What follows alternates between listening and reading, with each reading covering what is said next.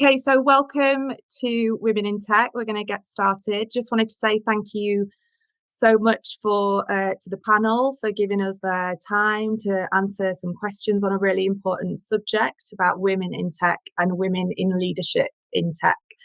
So my name is Zoe. I'm the Director of Jobs for Women, and I'll talk to you a little bit about that, but not for very long, just about what the company's all about and what we're trying to do. So a quick agenda. I'm going to talk about what Jobs for Women is and our mission. We're going to have a little overview of women in tech, and then we're going into our guest panel introductions. So our three speakers today are just going to spend 5 or so minutes just talking about their career, what brought them into tech, and then we're just going to go straight into a Q&A.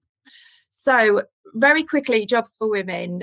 Jobs for Women is all about community. So we are an ambitious, like-minded group of women that want to empower each other. And the whole idea behind it is working towards improving women in various roles, especially STEM, and obviously women in leadership.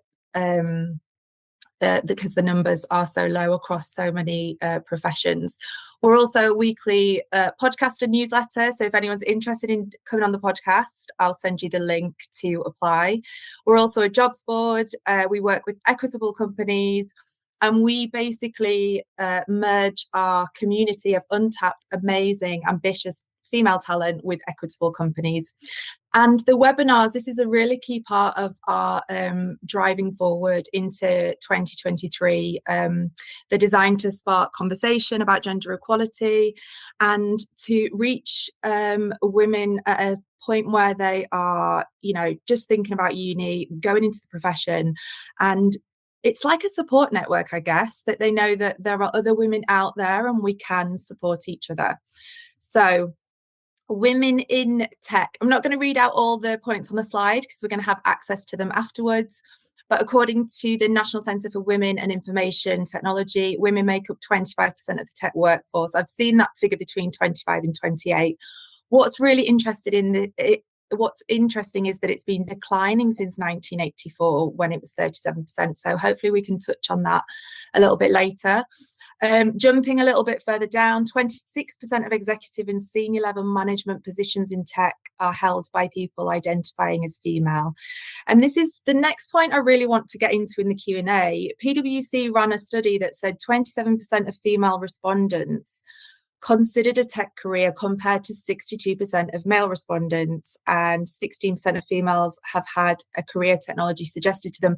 So I was keen to maybe get into, the exposure to these incredible tech roles that are available. Are women getting the same opportunities or being told about them as men? And then leadership positions, we know it's really low, 5%. I know companies like Tsar, for example, are doing a lot in terms of improving those figures. The Tech Guide looked at why more women are leaving the industry. They talked about cultural and societal gender biases, sexual harassment.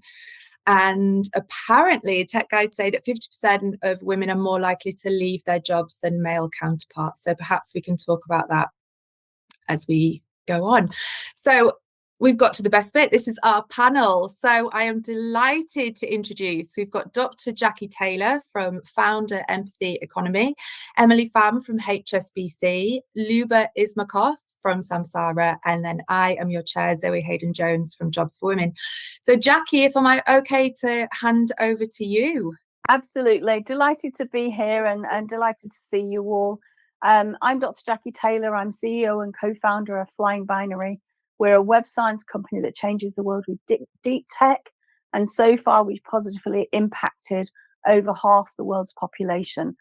We have a single mission, inclusion, to create and build enabling technology so that we leave no one behind.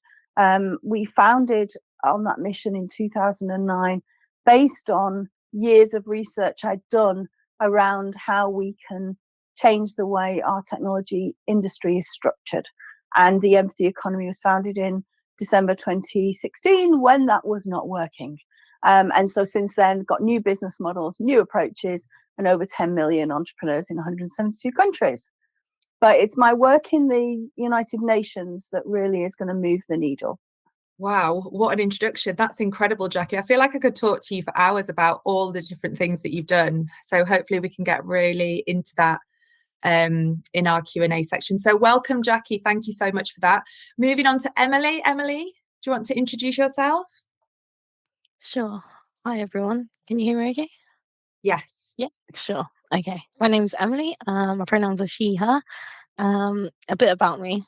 It's not as impressive as everyone else here, but so I went to university. I studied computer science, and currently I now work at HSBC. My first role is in cybersecurity, and um, I'm a Scrum Master support analyst. So it's more about project management right now and all about agile working. But we have different rotations as well. About my background is, I think during COVID, that's when I really started getting into sort of having a community for women in tech, because I found that I didn't really have that, especially because everything was online. So then I decided, okay, I started looking at other organizations that I found online, but then I also thought, why don't I do something at my university? So then I founded the Women in STEM Society at my university.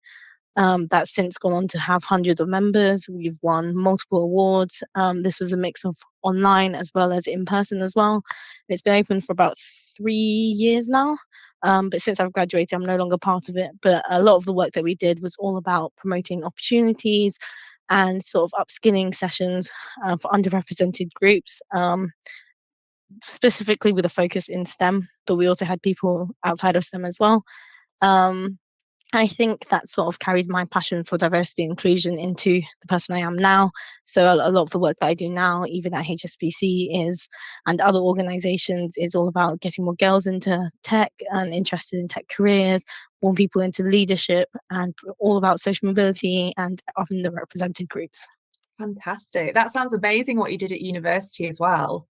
Great to be part of something that's making such a change. Thank you so much, Emily, and welcome. Thanks for being here. And then Luba, handing over to you if you want to introduce yourself. Absolutely. Great to be here. So my name is Luba Ismakov. I'm a sales director at Samsara. Samsara is a connected operations platform. The goal is to increase the sustainability and the efficiency in the world of physical operations. Been with the company for about 5 years, and that spanned 2 different continents. So you can maybe tell by my accent, I'm originally from the US, spent the majority of my Samsara career there, moved out to head up our team in EMEA. And really, I'm super passionate about bringing more women into tech, ensuring that specifically at my company and more broadly, we have more leadership opportunities accessible to women. And I remember my first role as a sales leader, when the hiring manager brought me in a room and said, we're bringing people in to get feedback on the interviews. And instantly I thought, it's not going to be me. It's going to be the other, people that interviewed.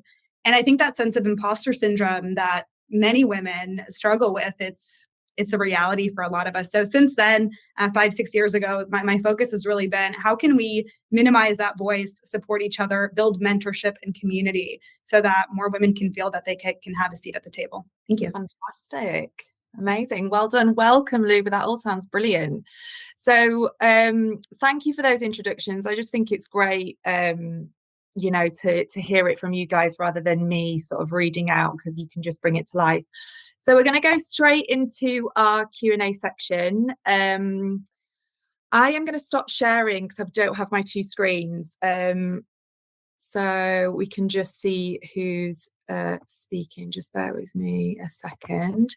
So we've had questions in advance, which is great. We've had questions in our Facebook group and we've had questions emailed in. But again, if there's anyone that has a question or wants to just ask a question live, please go for it. This is an informal chat where we want to really talk about these subjects and make some change. So I'm going to launch straight into a question for Jacqui. How has the tech industry changed for women over the past 10 to 20 years? Well, I sort of want to just ping in with something before that, just to frame what I'm going to say. I don't do STEM, I do STEAM, science, technology, engineering, arts and maths, because in the industrial Internet of Things, the arts is the missing component. In the sharing economy, arguably you don't need it. We generally haven't got it. But in the empathy economy and the industrial Internet of Things, it's the differentiator because there's no human in the loop. So that's the first thing I want to clear up. I'm an aerospace engineer. I lost my career having designed a revolutionary new airframe for new jet engine technology, thrilled, won the college prize, all the rest of it, and came back to the company to find out that was a job because the first aircraft were from Saudi Arabia, and they didn't want a woman on the production line. So my MD was a pilot friend of mine, and he said, "You could solve a mystery for me. Could you go into that computing department and find out what they're doing and what I need to do?" And what happened was for 6 weeks, no software was shipped. And I became part of the team in our aircraft industry that actually created the software engineering movement. So I was very much the junior member of that team. But the reality of it is if I'd have done what they were doing in computing, planes would have fallen out of the sky and we would have had deaths on our hands. That was not okay. So take it from that point to now. Essentially, I'm visually disabled and neurodiverse. I believe that's my superpower. I'm a dyslexic thinker, and the technology we build unlock that inclusion agenda. And for me, my entire career, the tech industry's got worse. As a woman in tech who has always done a give back program, I've always worked, doing things like this to encourage more women to come in. There is a bit of me that says, actually know what you're coming into, because it's not a welcoming environment, and engineering particularly not. So I've largely been the only woman anywhere for the last sort of 40 years that's done any of this in the rooms I'm in. And when I think about the United Nations, 293 member states, I'm literally the only woman as well. And EU, and not so much G7, but essentially the tech industry has focused too much on what I call shiny. Tech has been the outcome.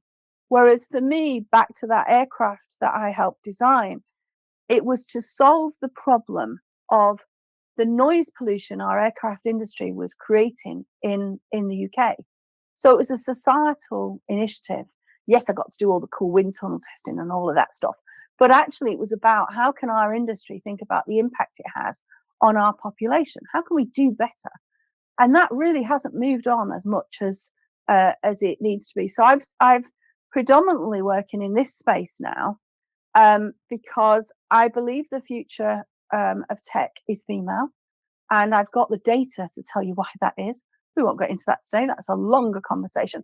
But reality of it is I've been physically and verbally attacked. We've had IP stolen.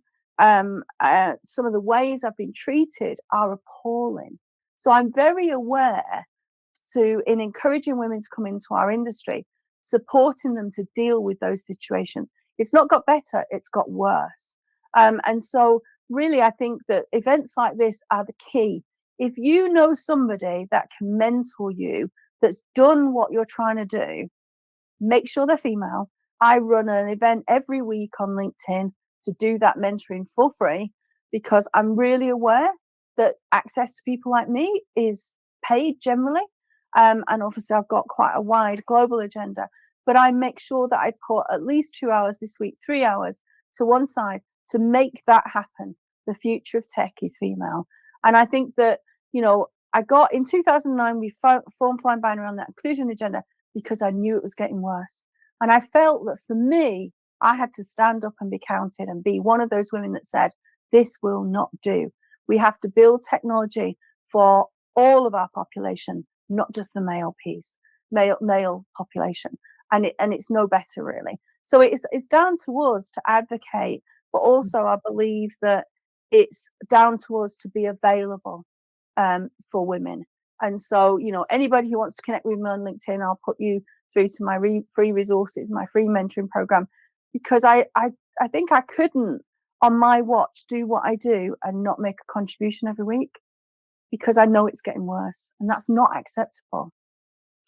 That's incredible. Honestly, Jacqui, the fact that you consciously set, like even just saying this amount of time, I'm dedicating it to giving back, that is so important. And I agree wholeheartedly on mentorship, because whatever career you're in, having that guidance or someone that can, when you have doubts or when you have the imposter syndrome or when you are the only woman in a room, the more work I'm doing on this subject, we did a women in property webinar, and the stories, the anecdotes were really shocking. So yeah, I applaud you, and I think what you're doing is brilliant, and I think mentoring is the way forward. When you say it's got worse, is that in your particular area? Because obviously tech is vast. It is, but as we move out of digital into the deep tech arena, and then the place I work now, which is quantum computing, which replaces classical computing entirely, the barriers are more difficult to climb, and they are less accessible. So as we founded Flying Binary in 2009 to deliver on that. I'm one of the top 10 Internet of Things innovators, knowing that that's our future. But actually, digital made it worse. Deep tech is making it even worse. And from a societal point of view, because that's my motivation, we need to negotiate our way forward, or that dystopian future is a reality. Now, obviously, for me at the moment, that arena is climate change, not on my watch. We are going to master this, and we're going to mobilize on this. And so, actually, women are better at that stuff. It's just, are you being mentored or connected by somebody who's done it? What I often say to people is, I've mentored 3 unicorns, $1 billion dollar valuations, and many hundreds of 7, 8, 9-figure companies. And one of those unicorns is on its way to a dedicorn, as Amazon is losing its dedicorn crown. Some of that is actually moving, and that company's all about financial inclusion.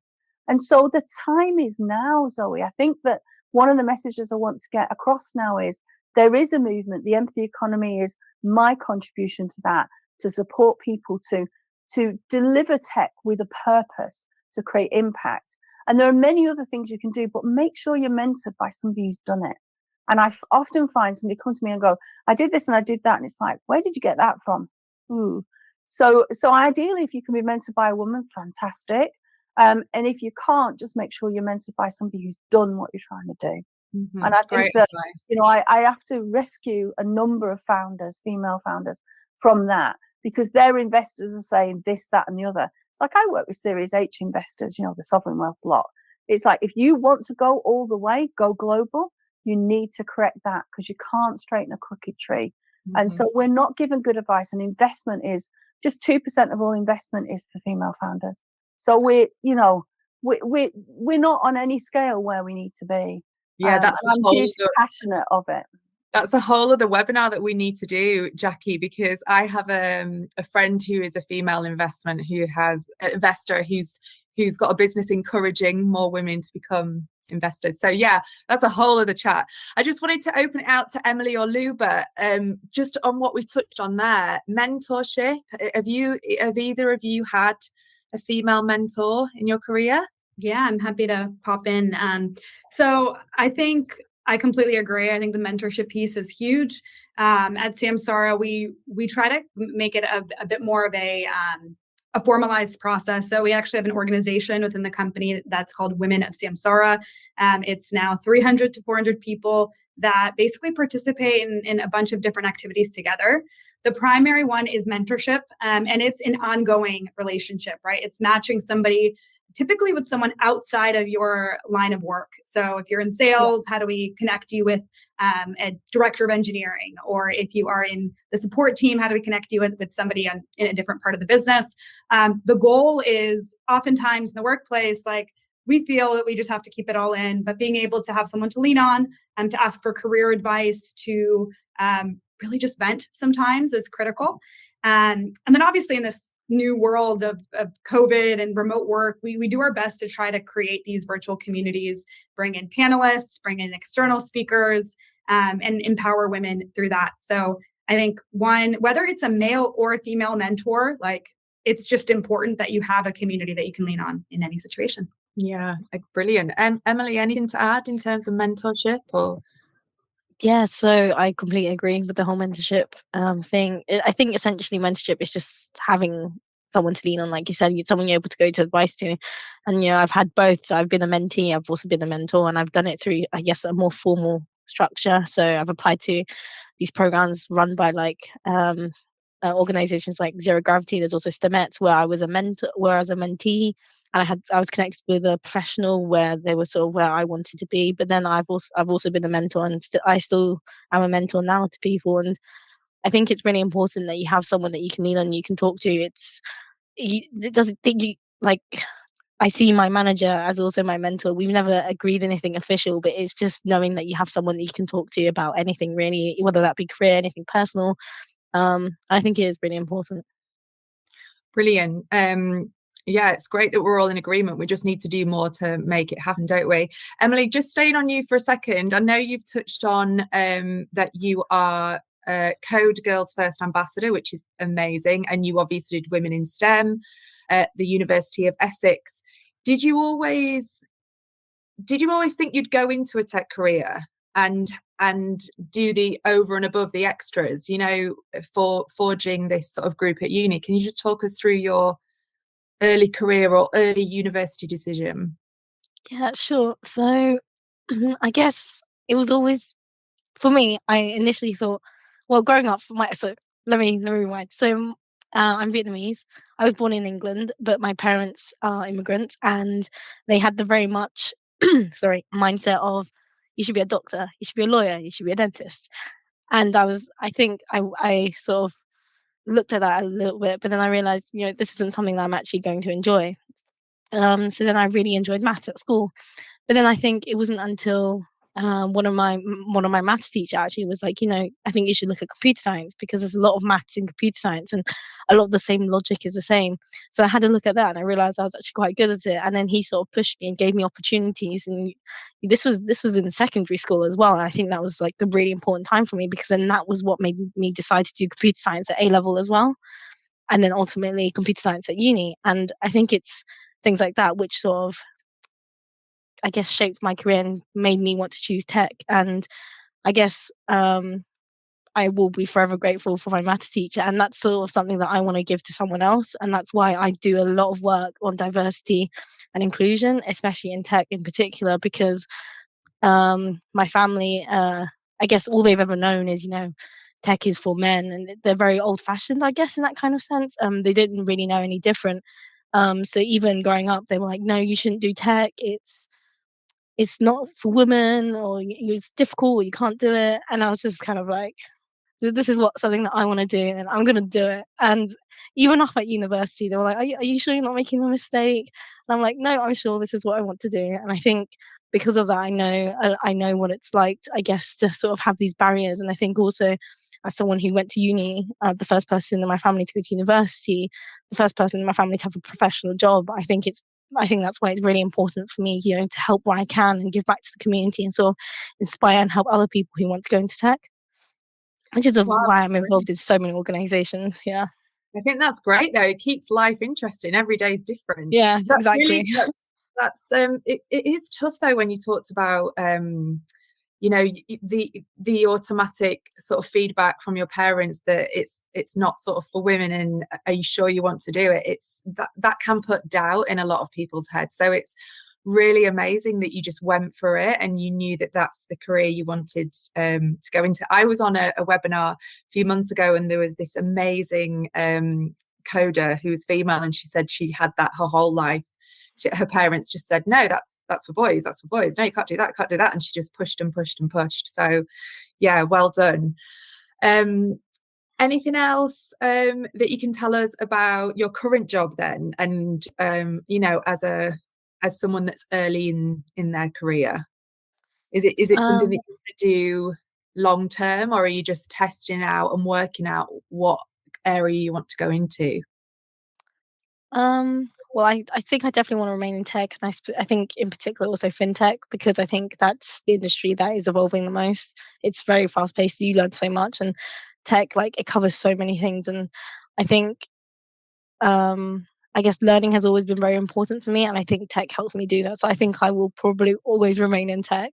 Um, But as in terms of like, I guess like an end goal, I don't have anything in mind, but I just know that I want to always keep learning. If there's a point where I'm not, I think maybe that's why I would have a career change. But I don't think that's possible in tech, because that is the one constant that you'll have, is that everything changes. But yeah. Brilliant. So handing over to Luba, what challenges have you faced as a woman in tech sales, and how did you deal with them? Can you talk us a little bit about your day-to-day, like in tech sales? Because your bio is impressive, but just like to let everyone know a little bit more. Yeah, of course. So I think just a little on my background. I think obviously tech in and of itself, being a woman in the space and a minority in the space, it's a challenge, because whenever you walk into a room and you are different than the majority of other people, you're naturally going to feel like you have to step up more, or you naturally have to find your space and your place in that environment. That being said, in sales, that is an additional challenge, because you're getting rejected a lot. You have to have that resilience. So I believe it can make it challenging. I think on the flip side, something that I've seen as a positive trend in the last several years, at least at my company, is that we really do our best to hold ourselves accountable to certain goals. So, for example, if we say we want to hire more women in leadership, that's great, but what does that mean? Like, what are the actual percentage increases we want to see? What are we doing to empower women into those roles? What are we doing to ensure that we can retain them and support them? And for me, that is a massive step forward. There's still so much work to do in terms of finding the right talent. And as a sales leader, as someone going out and then trying to find those individuals, I recognize there's just not a lot of people that are interested in the same way. But I think once you do have people on the team, it's really thinking about how do we ensure everyone has an equitable experience, that they feel included, that they feel they have a sense of belonging. So yeah, I think the challenge is in making in ensuring that we're not a minority in the conversation. And then if we are a minority, how do we actually just openly discuss that topic and set realistic goals to start implementing improvements there? Yeah, it's interesting you talked on women in leadership. It's such a topical subject. There's articles being written all the time, with statistics saying that companies with more female leadership are more, can be more lucrative, can earn more money. And it's great that, like you say, that companies are having the initiatives, but it's actually, what are we actually doing? What are we doing to make these changes? Because there can be a lot on paper, can't there? This is what we're doing, but it's like, how can we increase that percentage? Did it take you long to sort of climb up? I know are you sales director? Yes. So I'm in a sales director role at the moment. I would say, and maybe this is just, how women think. I would say I was pretty fortunate.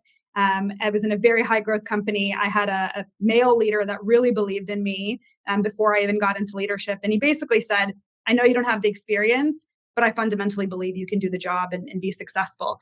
And years later, I still reach out and tell him, like, exactly what you did for me is what we need to do with more women. It's bring them up on the journey, because to your point, Emily, a lot of women are told early on in life that we're bucketed into, this is what you should be doing.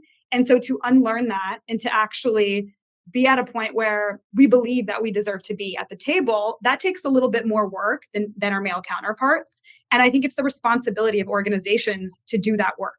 And sometimes it's harder. Sometimes it means you have to slow down your recruiting process. Sometimes it means you have to implement policies that are inconvenient. But if it's fundamentally going to give people more access to opportunity, create a more diverse work environment, which, to your point, Zoe, those companies actually do a lot better in terms of revenue when you have a diverse workforce. So it's a win-win. I just think it takes a bit more time to actually lean into those efforts. Yeah, great answer. And then back to you, Jacqui.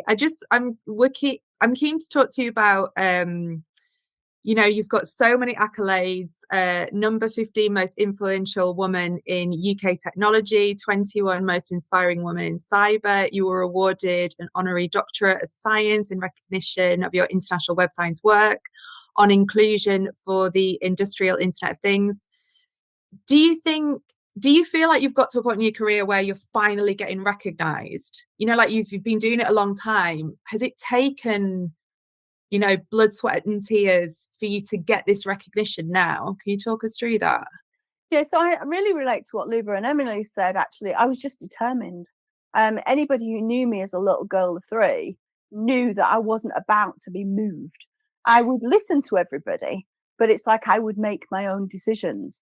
I'm fortunate enough that my mum and dad, my mum was the wind beneath my dad's wings, and she set a traditional role for me, which I didn't want. We sadly lost her as our anchor in 16, so I had to can everything and go and keep the family together. So I literally hopped off the entire career ladder in order to pull the family back together. And I think that it really isn't until I founded the Empathy Economy, which I did in December 2016, with 219 of the other founders that I'd worked with out of the 250 tech founders in London. And basically I was saying, this is not working. What is going on? Tech is the shiny, it's the outcome. It's not actually making change in our world, and it can. So what we should do is, and they were quite candid, they're like, what you should do is, you're the expert, you should work out what that looks like. So that was 2017. And then I started deploying that in 2018. And then I spoke on stage at Davos to 3,000 world leaders. And I thought, they're never going to invite me back, so I'm going to make this a good one. And I did. And one of my NATO colleagues that was in the audience said, my Jacqui, I've seen you do some things, but when will the ripples stop? And they never have. So I teach something called risk winning, which, in a recent trip to Japan a few weeks ago, I delivered the sorts of things we're talking about: 2 earthquakes in the middle of a bomb incident, an intercontinental ballistic missile coming over, a major fire incident. Just keep moving. Always be focused on risking winning and take those brave steps. And I hear the imposter syndrome thing, but we can't afford to have that, because the women behind us have it, and we need to show how we've overcome it. So I only found out I was an empath 3 years ago, and that explains an awful lot. It's like, now that's what was going on. And I actually, when I was writing my 12th book, discovered I was dyslexic, because my Japanese interpreter said to me, why have you not got an amanuensis? And I was like, why do I need an amanuensis? He said, because you're dyslexic. It's like, no, I'm not. I am. But so nothing stopped me. That whole risk winning philosophy has been what it's about, mainly because tech is a massive enabler to solve some of the biggest problems we have in the world, but not if what we're building is shiny bro tech. Not that. To me, it's always been about impact. And so really, when I founded the Empathy Economy, I changed the conversation at Davos, and I changed the conversation, not because I wanted to change the conversation, but I'd spotted what had gone wrong and gone, well, if we're to make the changes we make in tech to create profit, but with a purpose, deliver impact, that's a different matter. The technology you build for that, the deep tech you build for that, is completely different. It's got a completely different grounding. And so I think really since I spoke at Davos is where lots of people are very upset I got to there. But I've been able to enable many more female technologists by explaining what that is and explaining how to circumvent that. And in Global Entrepreneurs Week, I taught my risk winning masterclass. And those women that were on that masterclass in the middle of an earthquake, I might add, I wasn't doing my earthquake training and being under the desk. I just carried on. I met up with them because I do a weekly mentoring for free. And they were like, that was just so powerful. I believe I can do it. And I think sometimes it's about that. I never had a lack of belief, but I didn't have the vehicle. The Empathy Economy was the vehicle. Technology that enables a societal change. What is that? And being able to define that. And it's brilliant because lots of people don't believe in it. They're for profit only. Great. They're not my people. They're not building, the change. But I mean, my day job is in the counterterrorism world. And I've been in Ukraine since February the 10th. So if you can do what we're talking about in a war footing, and I honestly, when you all find out what's gone on, it's far worse than what you read. When you can do it then, you can do it anyway. So I think that the spirit of the Ukrainians I'm working with, and we've got 15,000 people in 20 countries keeping Ukraine up and connected. And I think that we've moved the needle to that to be possibility now. What this is about is, what does technology enable? Let's not just build shiny, let's not just build it for profit. I think it's that literally I would say, because it's not about me. I founded the empathy economy, but I've got 10 million entrepreneurs, over 10 million entrepreneurs across the world delivering on it. And so actually doing that is what's shifted the needle. And the recognition, and lots of people don't like it. That's good, because I'm not going to stop. It's about what Emily and Luba said. You just double down, because actually instinctively you just know you're doing the right thing. And if you do the right thing happens. You might have to do it like I did, though, for what would that be? 17 years of research. Wow. Did you always, when you started your career, did you see it going? Because obviously you've got really senior, important roles now working with the government.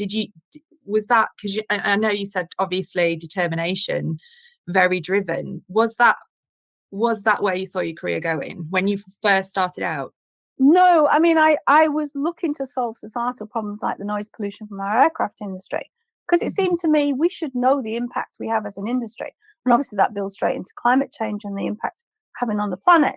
And so for me, it was like, why is nobody looking at that question? And so I would navigate whatever I was told to do. I've been unemployable for about 40 years now, but whatever I was originally told to do, and then just add that in sort of a bit surreptitiously. But then when I went on my own at the age of 23, it's like, no, I'm not navigating this with somebody else, because they don't see it. And when Tim and Lee invited me into the founding of Web Science in the Royal Society, he said, I don't know what you know. I do know that you know the answer. And 199 other people in that room. And we have actually been delivering on the answer. And it's about that, who you work with. The thing about the empathy economy is it's collaborative fabric. It's not competitive. And I think, we talk about bringing women into our industry. We need, as women, to have a collaborative fabric, but largely corporate is not collaborative. It is that dog eat dog competitive world, competitive outside of it. And changing that changed the dynamics. It's like Luba said, really. And so I have a seat at the table of 193 nations. But what I do is make sure other entrepreneurs have a seat at that table too. That's what the empathy economy is. I've made a bigger table so you can all be around that table. And so I've got some exciting news to launch on that in 2023. But I absolutely can't say now. I get in so much trouble by going, well, it's only a few weeks. No, Jacqui. Okay, Oh, exciting things to come. Moving over to you, Luba, when you look back on your career, is there anything that you would have changed in the working environment when you were sort of breaking into tech, or is there anything that you'd change? Yeah, there's probably a lot of things I would change. I think the one that comes to mind, I'm reading a book about data bias, and it's about how something as simple as an iPhone was created for a man's hand, right? And it's a funny thing to think about, but I feel that in early days in my career, I focused more on fitting in, so being more like the man at the table, and that's how you lead. My examples of leadership were very much the people I saw around me, which happened to be mostly men. And I wish, in going back, I could have focused more on how do we actually empower women to have their own style and their own approach, and to have that be okay. Redefine what good leadership or strong leadership looks like. And I think in the last several years, that's been much more of my focus, talking about these topics openly, not shying away from them, not trying to basically hide the fact that we have these major issues, which, as I mentioned, that's why I think accountability is really important. So for companies that say they value diversity and inclusion and equitability, what does that mean? And having, honestly, it should be as official as there's goals, and if you don't hit them, you have to report that back and explain what you're doing. Similar to revenue goals, I think those things just need to go hand in hand. So if I could go back, I would spend less effort trying to fit in with what was normal, and more effort actually pushing forward the agenda of that level of accountability. And then I think empowering more women, which now through these events that we run, similar to this type of podcast, it seems very accessible.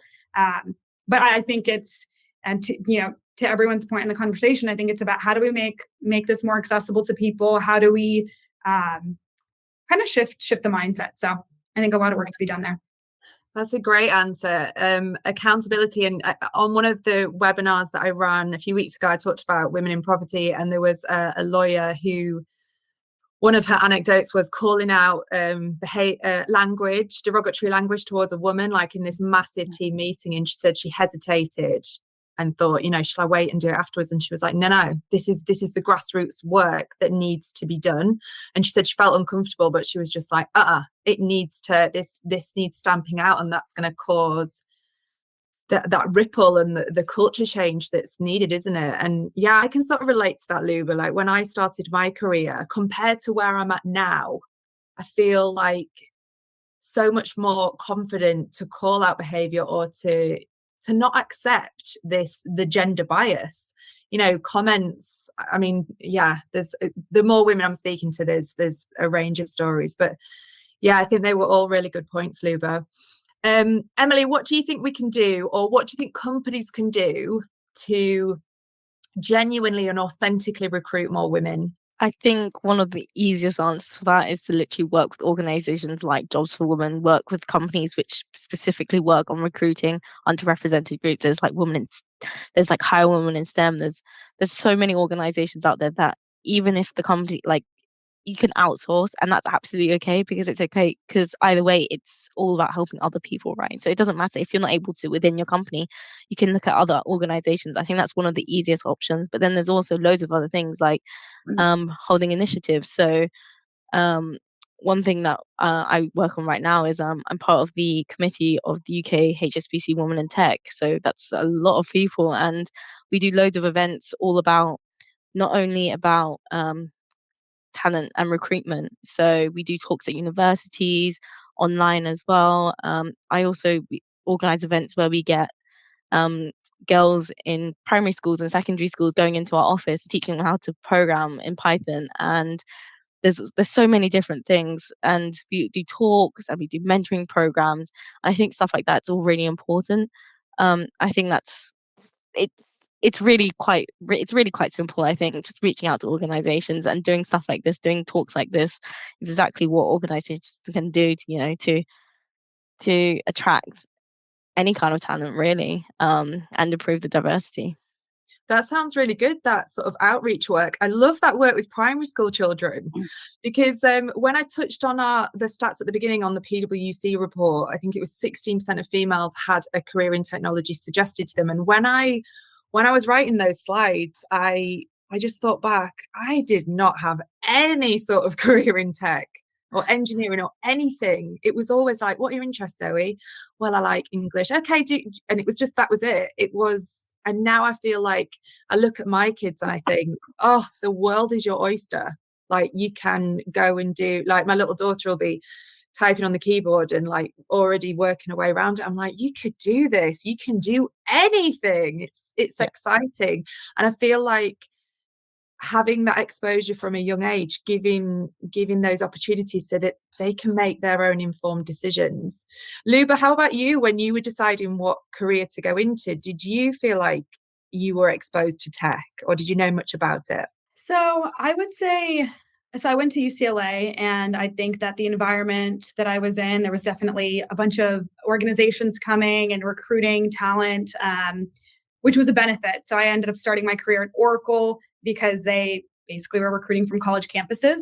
But as we had discussed earlier, I think there was a lot of rewiring that had to happen to make me feel like I could build a long-term career in tech, especially in leadership in tech.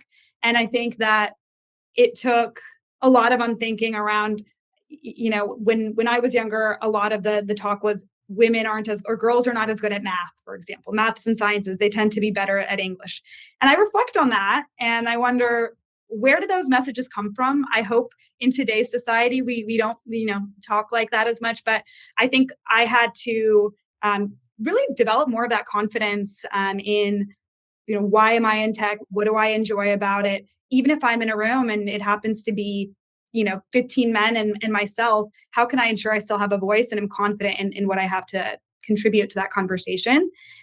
So yeah, I don't think it was an easy process, but 10 years later, I personally feel like we're in a much better spot because I look around the room now and maybe there's not 50-50 around the leadership table, but there's 30-70. And that to me is tremendous progress. We just need to keep steering in that direction.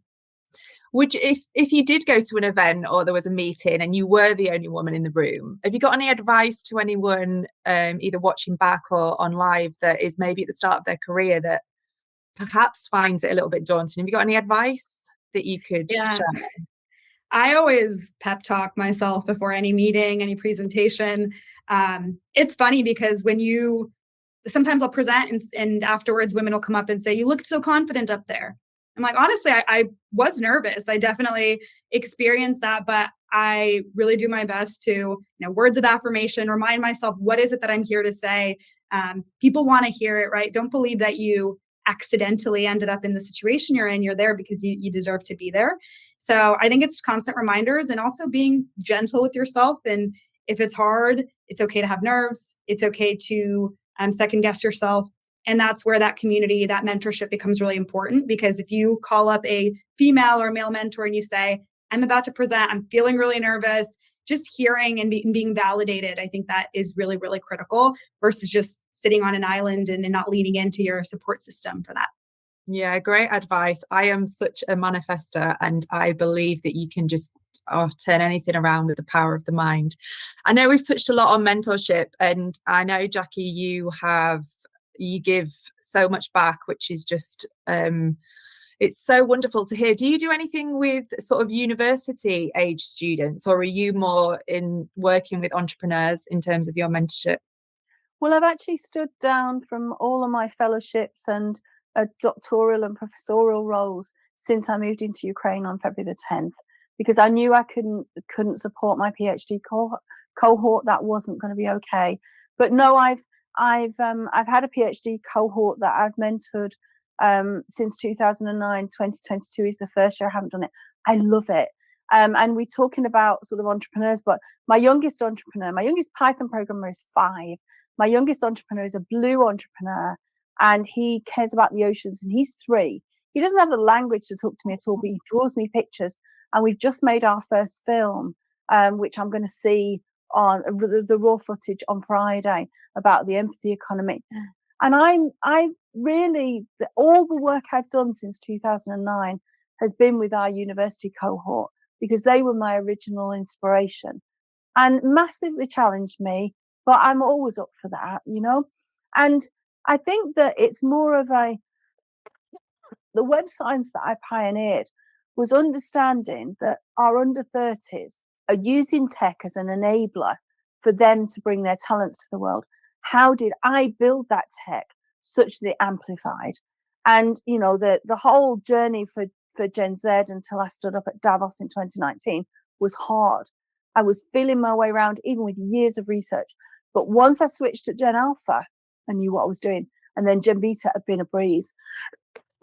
And excuse me, I've got a bit of a cough today. It was really interesting for me at the pandemic, because many emeritus professors rang me up and said, oh, I'm in trouble now. I've got the tail end of Gen Z coming to my classrooms virtually.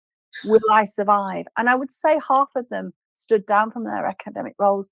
But I've had equally this summer in 2022, many of those that stayed saying, "You didn't tell me Gen Alpha was like this." It's like, I did. Just wait till Gen Beta arrived. and the reality of it is because of the way that as a cohort, and that's socially across the world, a social cohort, tech is their connector and their enabler, not perhaps the tech that you would think, other tech, but it's a question of what unlocks that talent. And what I'm famous for is bringing those unheard voices to the G7, to the G20, to the UN, because we have tech that will connect to every single person that's connected on the planet. And so the G20 can go, "We're going to do this." And it's like, I respect your opinion. It is the lowest form of knowledge. Here's the data. And so that's what I've learned to do. Since I co-founded the data journalism industry, I've used data to make the point for me. And it beats opinion hands down any time. But those unheard voices, the governments across the world do want to hear them. They're never ready for the answer. But actually, we always work a path forward. often we don't do anything different, but we do it in a different order. And so I think that for me, it's about being strategic, it's about being lateral, but it's actually looking at what the unfolding need is and the part that tech as enabler plays. So what tech do we need in order to unlock this? We can solve, I have solved the counter-terrorism problem. We know how to beat the terrorists. We've done that with tech and the help of many millions across the world. We're now working on climate change to do that. There isn't a wicked problem and, or these dense problems that can't be solved, but it has to be impact driven. And that's really what I've been, in sitting at those tables, I've been saying opinion should not count anymore.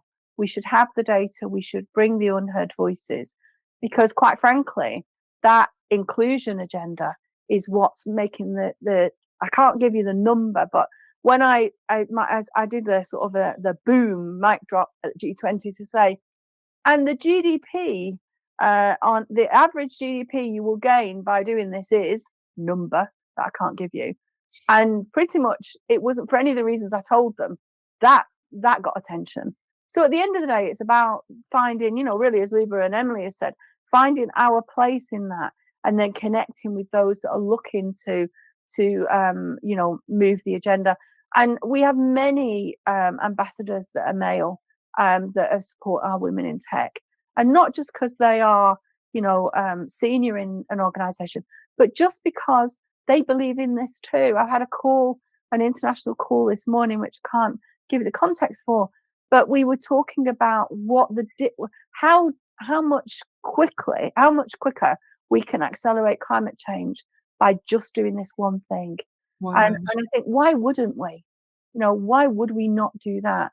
But I do think what Luba said is right, standing up so that others can. That marvelous Marianne Williamson speech that Nelson Mandela gave when the inauguration of the first Black president in South Africa, our light. We've got to shine in these arenas for others to feel comfortable to follow us, create that bow wave. I think it's hugely important. Yeah, absolutely. You're working on such exciting stuff. I wish we could have got some spoilers. I'm joking.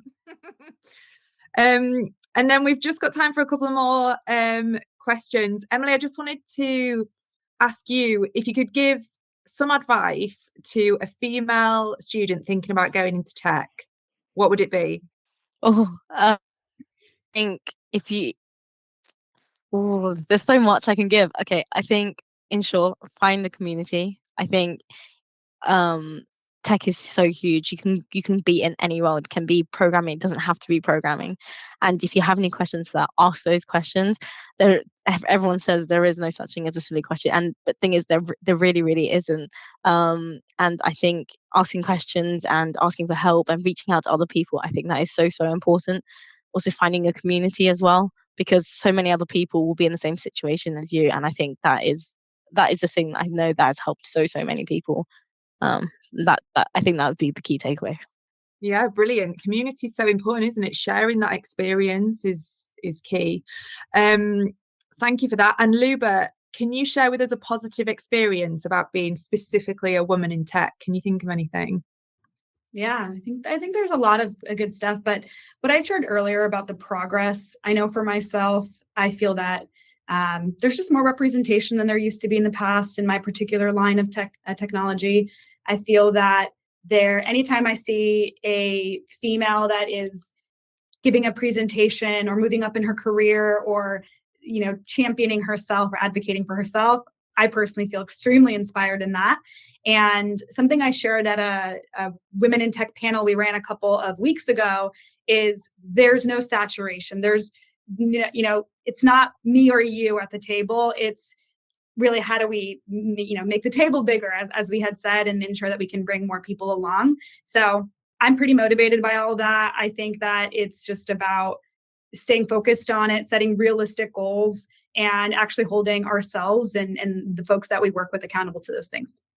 Yeah, that's great. And because you've obviously moved sort of into leadership, when you think about girls coming into Samsara, at a grad level, having you as a role model, like we've talked about that, and that was the study with PwC, lack of or tech can't remember the exact statistic, but a lack of role models. It's like when you just see men at the top. So it's important, for people coming into your company that you're there. Well, that's our time is up. It has gone so fast. Are there any questions for anyone still with us? I know some people have had to drop out and some people are watching the recording. Let's have a look. We've got a question from Caroline. So Caroline said, I'm currently transitioning into tech from a completely different industry. How do you show your passion for tech in your interview, as most of your work experience is not within tech? That's a great question, Caroline. Does anyone want to offer some insight? Jacqui, hand it over to you. There's not an industry that you'll be in that won't have a tech fit, because where we're moving with the industrial Internet of Things is a connected society. All expertise is welcome. And actually not having tech at the core of that, I don't think matters at all. And it might be you move into that tech role. But what I'm saying to women at the moment is, because, the foundation of what we've got in IoT is engineering, computer science, but actually the impact is across our society. We will need everybody. That's really why I say STEAM and not STEM, because we'll need everybody, because otherwise that dystopian future will be what we have. And so there's not, Caroline, I don't know what industry you're in, but look at what that might offer to give a more blended offer in there. Know a little bit about your tech in the interview and what they're trying to do, but actually I literally don't think there's anything that you're doing now that can't be transitioned. We literally, that STEAM agenda is taken across the entire set of domains. And if you did want to sort of have a dialogue on that, Caroline, reach out to me on LinkedIn. I'm more than happy to try and help you position that. But I mean, genuinely, I've got 14-year-old girls who are just, what will it take, Professor, to do this? You'll need to be good at maths. But other than that, that's a cinch. Yeah, I can do that. and so it's like, get these things, get your English qualifications, get your maths qualifications, but then look at exploring. The thing with tech is there's so many things you can do. It's huge. It's an explore space. And, what we often say is we'll walk the beaches, and we do walk the beaches, and talk about what we might do next, because literally every avenue is open to you. I'm delighted to hear that you're thinking of transitioning into tech. Yes, please do it.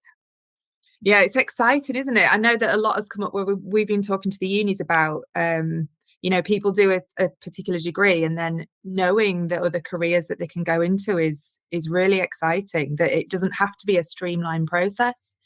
So I'm going to end it there, just because I don't want to run over, and I know that we're already 4 minutes over. I apologise wholeheartedly for the tech issues. How ironic, women in tech.